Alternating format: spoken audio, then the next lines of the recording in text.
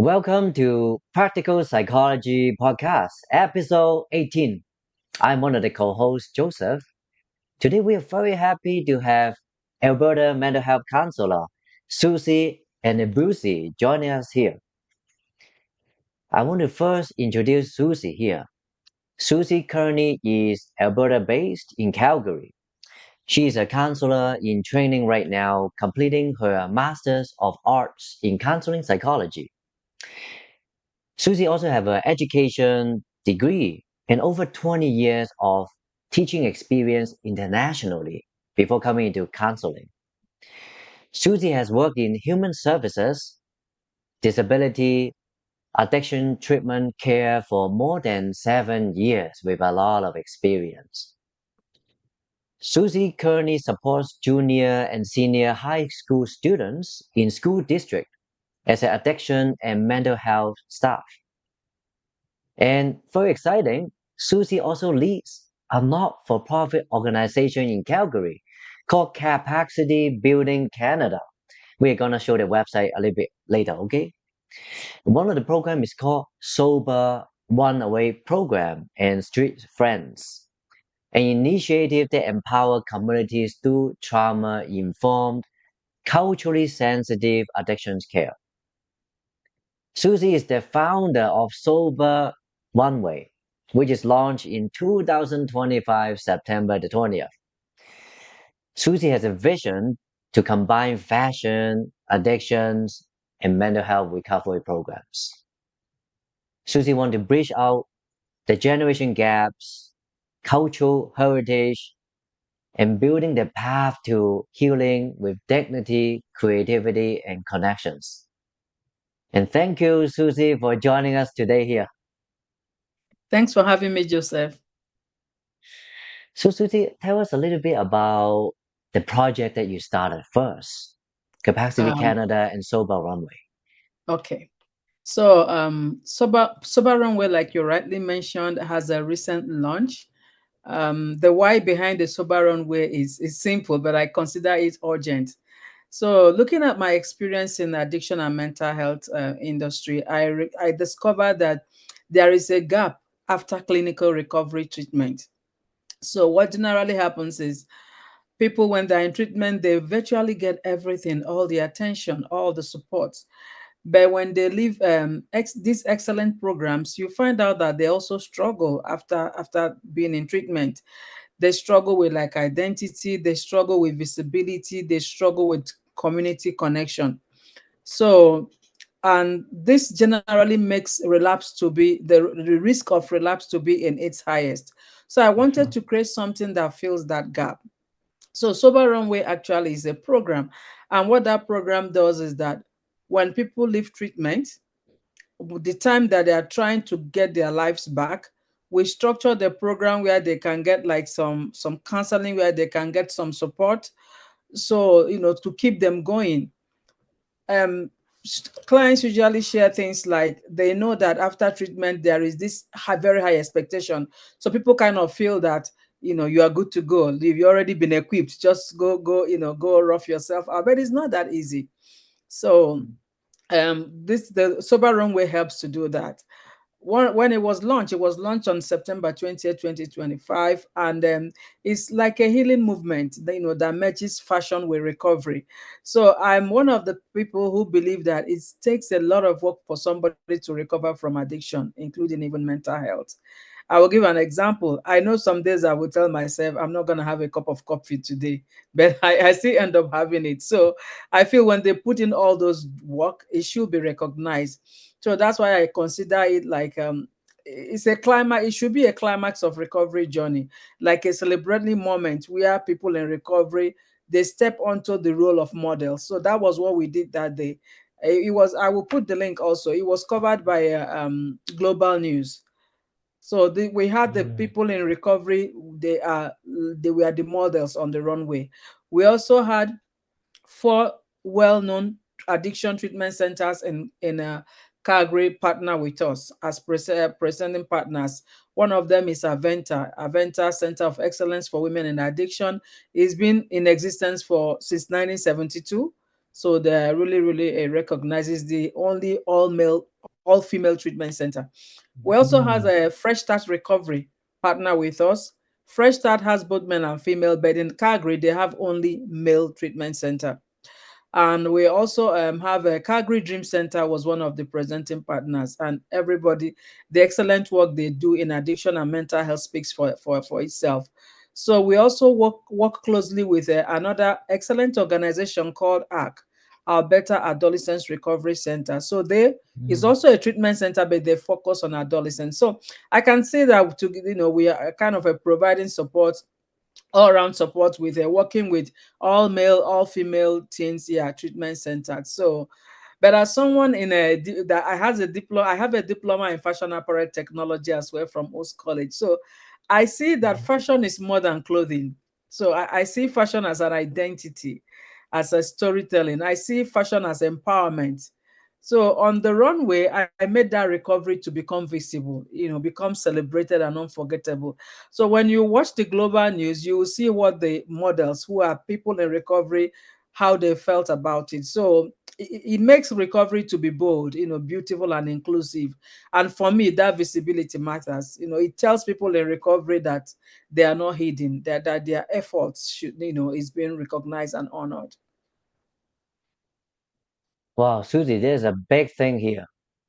Thank you. Let me share with the viewer about the website right now first, okay? Okay. Okay, so we are in the website here for everybody for Sober Runway under Yeah. capacitybuildingcanada.com here. Yeah.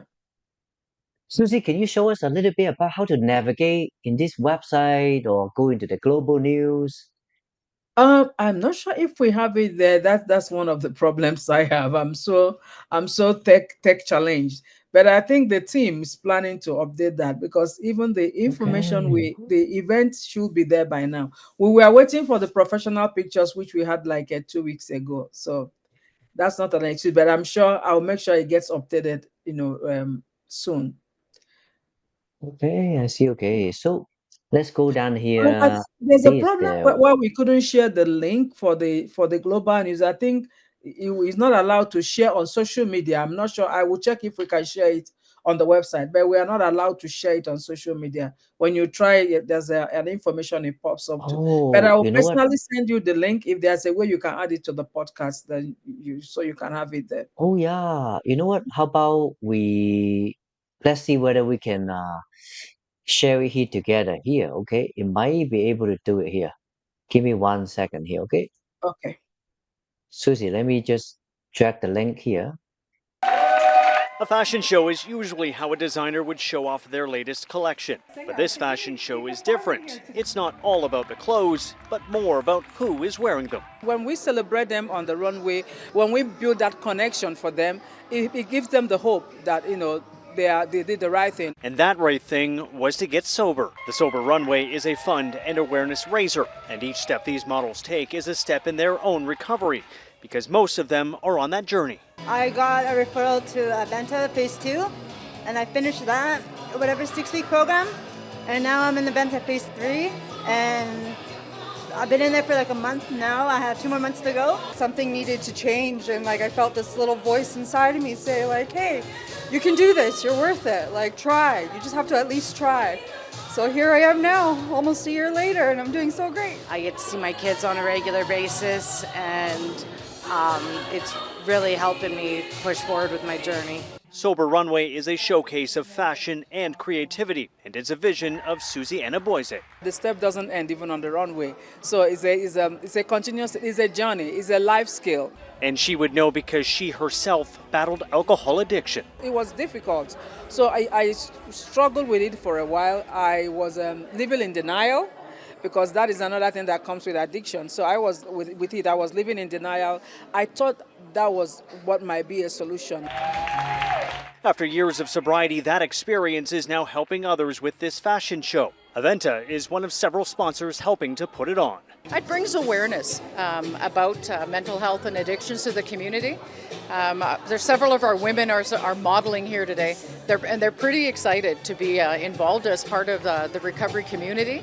And we're really happy to have them here. It really helps to build their self-esteem. And that's exactly what these models say it does. Well, I think it's cool to tie in fashion and entertainment with sobriety, because in a lot of these industries, it's not promoted. To boost my self-esteem and also just to be a part of something, you know, and just like let people know that you can do it. I think it's something that I would have never done, and I wanted to face my fears. I'm very socially awkward. This is just something way out of my comfort zone, and my new motto lately has been get comfortable with being uncomfortable.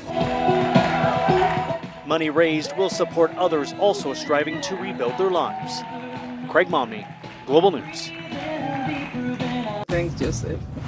Discover the let me switch up the lens 2026 here first. Honda Give me 1 Civic second. Hybrid. The cross. Wow, Susie, this is amazing here. Thank you. Wow, seeing this in actions, you Yeah. created this. Yeah.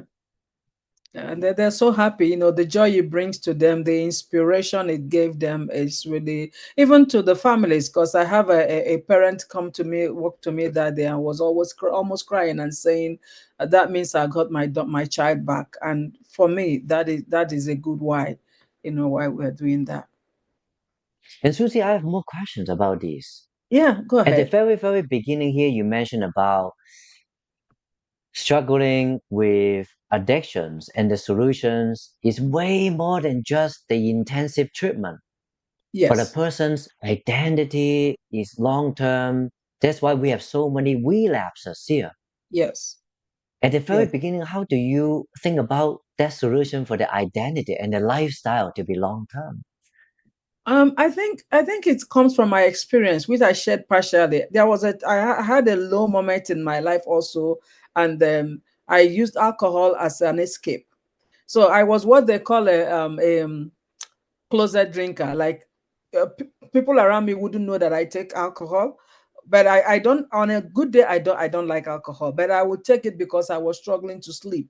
So I wasn't really. I was lucky I wasn't impaired, but something I find about addiction is that it doesn't have to be a certain quantity or to do in it a long time for you to know that is impacting you. Knowing that I'm someone who cannot ideally take even 5% of alcohol without getting tipsy. So that's what I could call a little, I was habitual way I was doing it that was already a problem for me.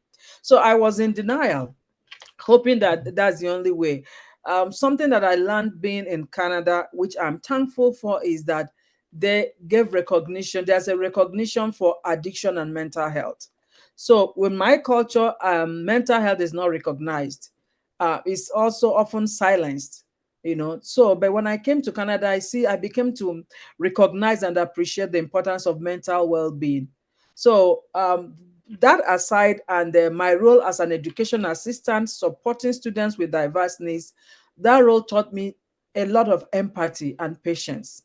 So, and when I come into fashion, I always look for gaps in every system that I want to get involved with.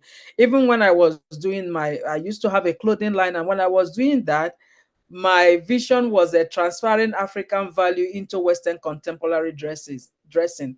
So I was bringing that. So I always like bridging gaps. So I saw that people will always, most times, relapse if they do not get that support. And also, they don't recognize the great work that they are doing. It's so hard to get into recovery. So I feel that recovery should be loud. So I merged. I think everybody wears a cloth every day, even if you're in the hospital. So this is something people do every day. So I have to look for the beauty in that, to use it to celebrate and inspire people to do more. Well, Susie, you mentioned about you have this habit to locate the service gaps. Even Yeah, back then, when you were studying fashion, that's a big thing. yeah, You notice something that people have been missing, and there's a real need in it. yes, yeah. Because I feel when you do that, that's when you bring in a positive shift. That's when you make that Mm. change. There's no point, coming to do everything everybody's doing. So I can give another example, like with the street friends. Street friends is another big thing we do in under capacity building Canada. So Street Friends is a grassroots outreach for people experiencing homelessness. and a huge percentage of them also deal with addiction. So, but I feel that I know that sometimes people go to give them food, provide support, but I also came out with a structured support. I go by the words of Johan Hari. Johan Hari says that the opposite of addiction is not sobriety, it is connection. So the truth guides that truth guides everything that I do. People on the street can only connect with you when you come to them, when you show them that they matter. That's why, so we don't just take food and drinks to them, we bring music too. So when we go there, we play music, we relax, we connect. And it's only when you do that that you can begin to break those barriers and remind them that they also matter. So we bring our food, we bring clothing, we bring all those things, but we also bring emotional support. So we offer them that friendship. I also bake, and when I'm going there, sometimes I bake, like we make homemade cakes. And one of the days that we're having our street friend connection, many of them were so happy, and they keep asking, "So you mean you take out the time to bake cake for us?" So something that sounded so minimal, but it matters a lot to them. So I think that is what street friend is about. It's been successful because it is built on trust.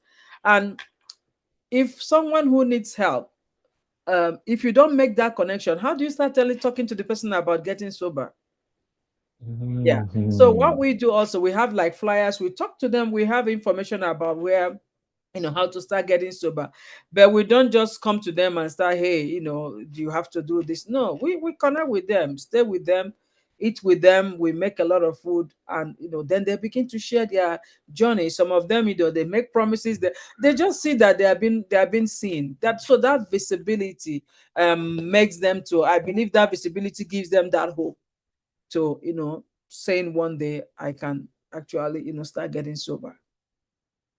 Wow. So, Susie, tell me a little bit about the Sober Runway and the Street Friends. Are they connected or two separate programs?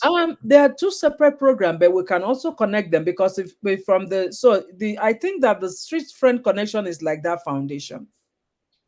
So I've had people through the street friend connection who started showing interest in treatment, started trying to get their life back, which is huge for me.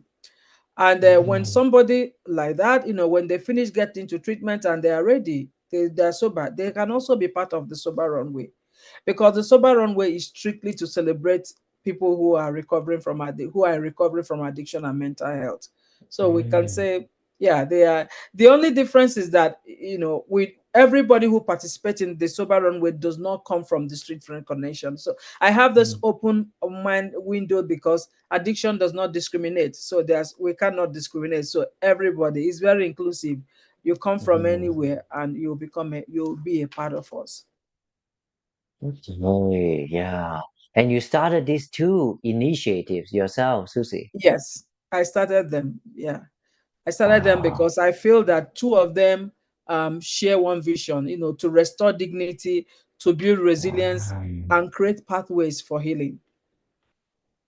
So, Susie, when you first started it here, how do you gather the human power, the team, volunteers or staff to help you? Yeah, I think there's a lot of people who have empathy in the world, even though sometimes it seems as if we don't have. There's virtually anybody who have heard about it that doesn't say, "Oh, tell me what next." Like, as I'm speaking with you now, we are going to do a street friend in maybe second week in December. I've had already like 3 or 4 donations. One of them is there's a musician, a Calgary musician, who has been intending to come with us. So I've had a Safeway in a Sadu Ridge donate like 1,000 bottles of water to us. So I have individuals. We don't have any grant yet. We've not received any of that, but individuals are always, making that connection. I have someone who has already given me like 2 wonderful jackets that will not cost less than $200 each. And I'm going to give it out. So this team, there's a lot of volunteers, people who really make out time to be a part of this, and I'm so thankful for them, because without them, I'm not sure it would have been possible. Yeah, and Susie, like, how often do you guys have events for the street friends? The street friends, our target is usually once or twice every month. But there's another Mm. where we do it differently during winter.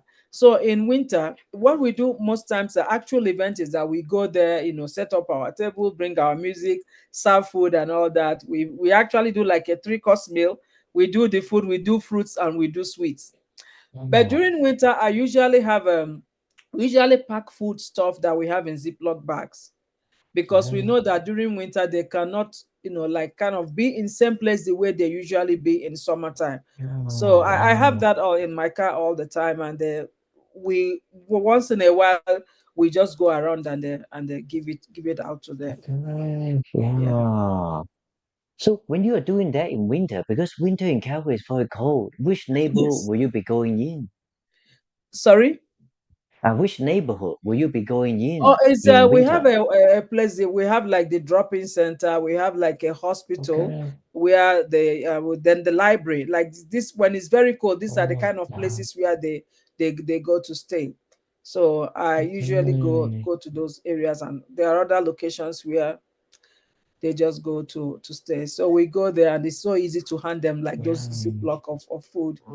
Yeah, and we have a plan. If in future we ever get like a kind of a funding or any good donation, I also want to use my fashion um experience and design to kind of make some things that I know will be also bridging a gap. Something I know that while they're on the street is going to help them to stay warm. Wow. Susie, tell me more about the Sober Runway. How many events you do in a year? Sober Runway, this is the official launch. We are going to be doing it every year, but we have the also the indigenous version, because from my job I've been privileged to work along the indigenous people, so I know how spirituality matters to them. I also see that they have unique garments, like the indigenous people, they do a lot of beading. So with that, they have a respect. I want to join in honoring that their heritage and amplify the indigenous voices in recovery. So it will be inspirational, and it will also bring great healing, because it connects recovery, culture, and spirituality. So with that, we are hoping to get that done by the first quarter of next year. So we're presently working with some indigenous, coordinating with some indigenous designers and their community support services, so that we can come up with a date for that. Um, Other that, we are also hoping to do some things next year, like during the addiction or mental health week, we are going to come up with programs to do to also support people, or talk about more about mental health in my own community also, where addiction and mental health is not loud yet. We're also working towards, I'm going to build some workshops and trainings and to start talking about it. But all this will require money, most importantly, and some timeline. So we are working on that. And Susie, it sounds like you have a big contact list that you are connected to a lot of people and meetings. Yes, I do. Wow. How did you do that apart from your job and school and other things to have all those It's meetings? yeah, it's hard, but I've learned, well, the lessons I've learned from doing the master's program, even thankfully to you, all the things I'm learning also from the practicum about burnout and stuff is helping me to Hmm. try to keep myself in check, recognize that my mental well-being also is very important. Yeah. But like I said, I have a great team who, Mm. we make good use of like we also have like a WhatsApp group where we connect. We have a small office Wow. where we work out from. So everybody like will have access to go and do one thing. We kind of make a good connection. I've been also privileged. I would say that is a privilege that I have this great addiction recovery treatment centers that believe in what I do. So that is really, yeah, I consider that a huge blessing. All these treatment Wow. centers that believe in it. So because of those people and the support that comes from them and other communities, Wow. it's difficult, but it's going through, and that inspires me to do more. And Susie, this is very inspiring because having a dream and vision and putting into actions here is very difficult. The It's true. logistics about finding a space and all that here. How do you manage to find a space in the team members? Yeah, the space we have, I for now I'm the one paying for it, like the office, because we need an office to work out from. So I'm paying for that from my pocket. But to be honest with you, the person who rented the space for us gave it to us like a discounted fee. So just also providing support. Yeah. So we manage that. But in terms of, because every we don't have, there's nobody doing this full time. So it just kind of it requires a lot of commitment. So I should say that the team who are volunteering are very committed. If they are not committed, honestly, it would have been challenging. Wow, yeah. In a typical month, Susie, how many are these team meetings, partnership meetings you'll be going to, video call and in person? In a typical month, I think I do like maybe 7. Oh, wow, there's a Yeah, lot. yeah, it's To a keep the lot. team together. Yes, we do like to keep the team together, and we chat often in the WhatsApp group. Like people bring ideas, and we do Wow. something we've started also doing more is to do like a video call so that people just um talk from where they are, because it's great to come into the office, but it is more difficult expecting to have Mm, everybody. Yeah, but it's been an amazing team. Like everybody is so focused, everybody believe in what we are doing, so the level of commitment is really really recommendable. So I'm lucky to have the team I work with. Susie, tell us more about the team. These team members, volunteers, what is the background that attract Oh them yeah, to so you? the background, I think I have even in my website. Some of them Okay. have um one of them has a great background like in engineering, has done a lot of work internationally. One another important member of my team who should be more like maybe a co-founder. She is a co-founder of the Capacity Building Canada. Her name is Dr. Adriana Beko. So we met Okay. together. We met while I was at the working at the school as an education assistant, and something that we have to do like a project together. So the purpose of the project was that there was this thing we were doing to see why it seems like most many immigrant kids, when they come, they don't graduate from high school. So Mm, we did a lot of involves a lot of surveys, research and stuff, and we narrowed it down to one of the most important difficulties they face is language. So she wrote a book called Fun English. It was being they're one of the school districts accept use the book for a while, but with that Fun English, it was helping people who just come, because most of the thing that happens is that, for instance, let's say somebody is coming from a war-torn country, as a refugee. So they leave their country, they go to another place to be refugee, and many of the times when they are in that country as a refugee, they might not even have the privilege to have gone to school. And Canada has this system that they use the age to place you in your class. So it doesn't matter if you've been out of school for like 2 or 3 years. So probably you were maybe in grade 7 while you were in your country. Then when you come here, if it has taken 2 years before you get here, they put you in grade 9. So those 2 years that you've missed. So they were actually being frustrated, and coupled with the fact that, like I said, we don't have this recognition in general about mental health. So nobody is following up. People here don't really understand what it means maybe to come from a war-torn country, like to be a refugee. So it was so hard on them. But when we introduced the Fun English, we see that they started doing well.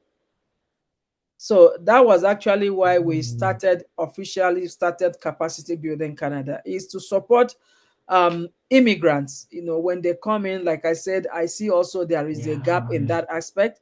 So when these immigrants come in, I know they have a lot of things that is in place, like the Center for Newcomers and all that. But what with the service we are providing is something tailored to culture, tailored to the language. Yes.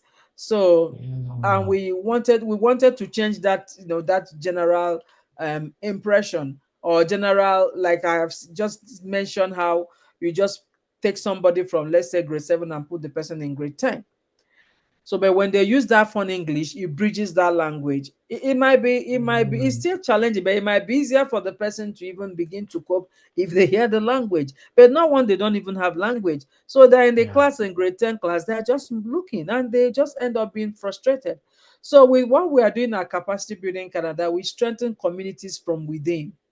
So providing you like that, we were giving things. There are also, everything is still donation. People donate like household items. We give them, but we also focus on that trauma informed care, because there is something you cannot understand if you not lived it.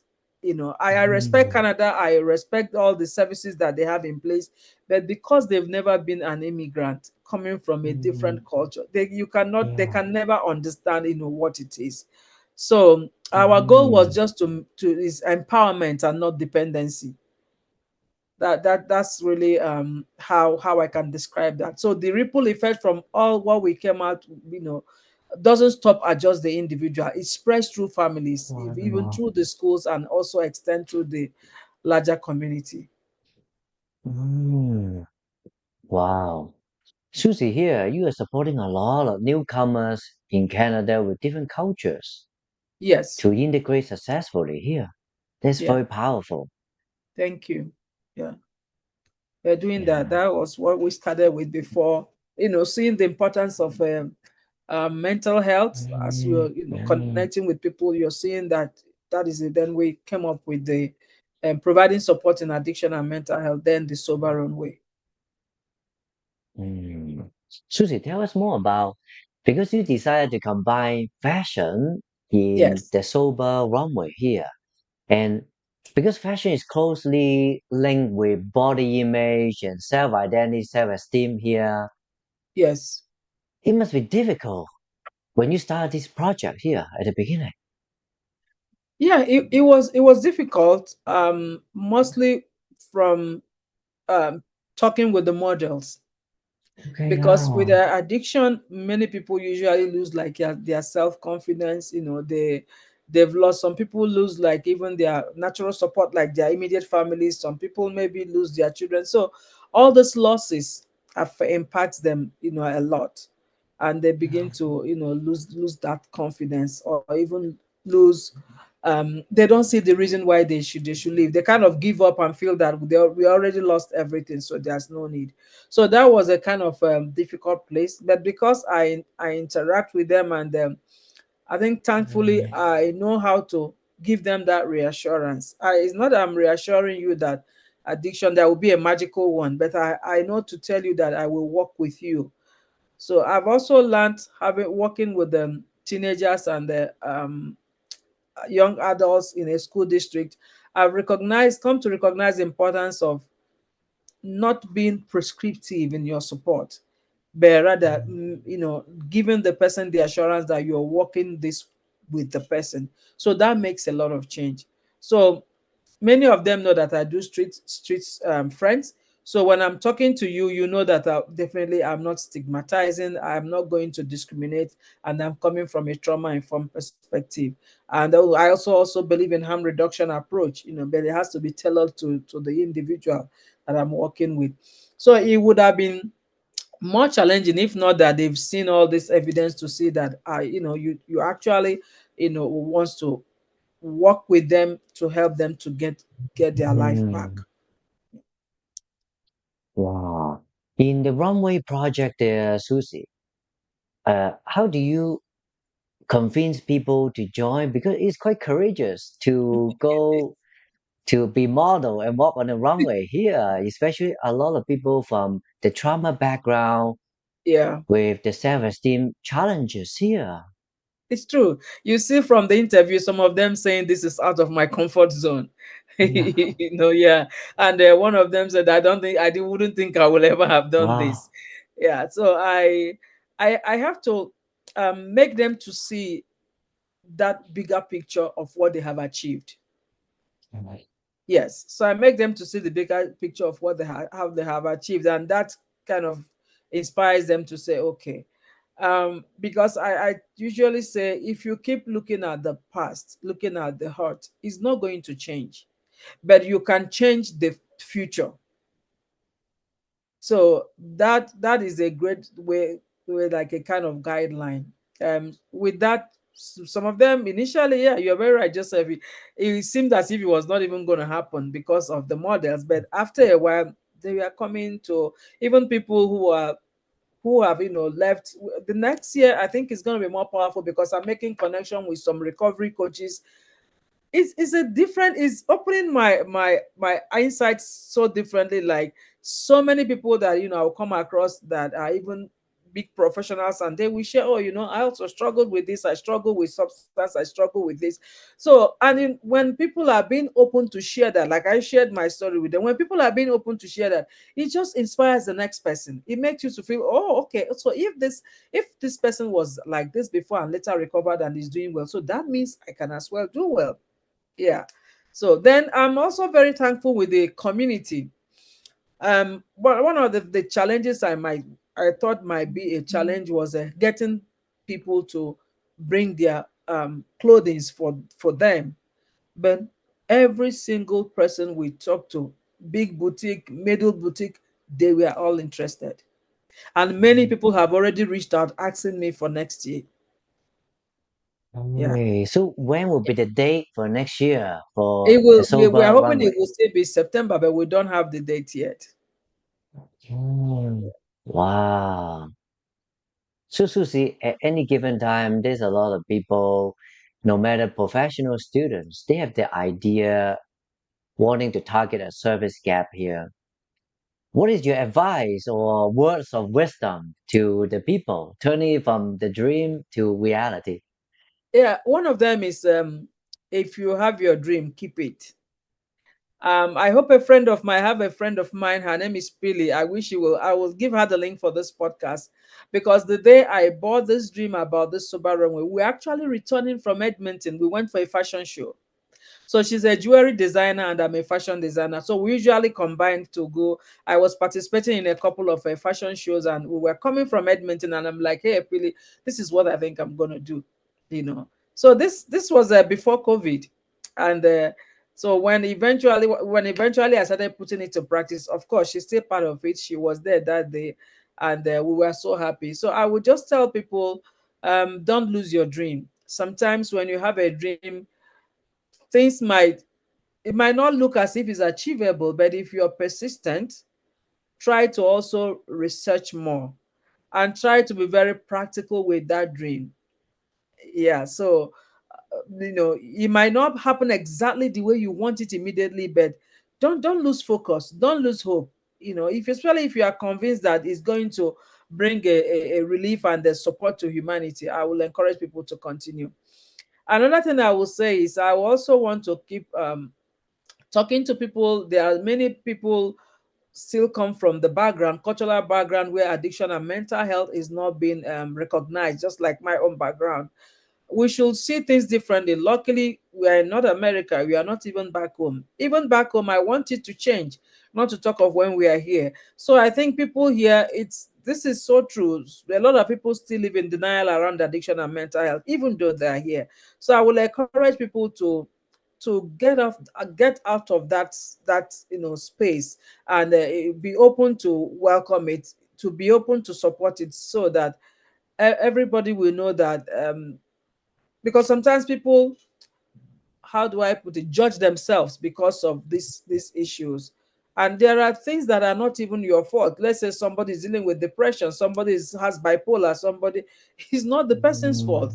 I tell people when I'm doing like my presentations, I say things like, you cannot control when you have a flu. You can't control that.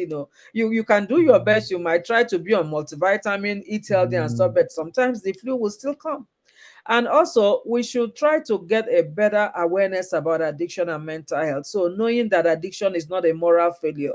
Many cultures still see addiction as a moral failure. And I think that is why they respond to it with the approach that they use, which is not helpful. Wow. That's why it's so important to have you here, Susie, so the viewers and the larger public and everybody will understand addiction care is a science rather than just morally right or wrong or willpower.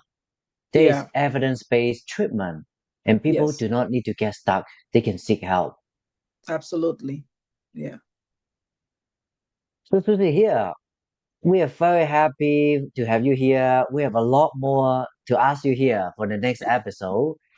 But Thank before we end here, if any of the viewers, fellow clinicians want to get in touch with you to learn more about your own counseling, your own different type of projects here, do you have a phone number, a links here? We can put it in the description here. Yeah, sure. I have my phone number. You want me to say it now? Okay, yeah, we'll put it Yeah, in the comments it's here and the okay. description It's four here zero. so the viewers can see it here. Okay. Yeah, sure. It's 403-669-3994. And also, I have an Okay. email. It's just soberrunway@gmail.com. Okay, we'll be Okay. writing down here. Okay. And for the Capacity Building Canada, we also have an email, info@capacitybuildingcanada.com. And anybody who wishes Okay. to participate or learn more, or it's actually something I would like in future where we can go beyond Calgary, beyond Alberta, to even do the Sober Runway. So anybody who feels that they have that capacity for us to host it anywhere, I'm game. I'm willing to come and do that. Excellent here. We love your passion here, Susie. Thanks, So Joseph. we'll say goodbye here and we'll be back for the next episode. Okay. Thank you so much. Thanks for having me.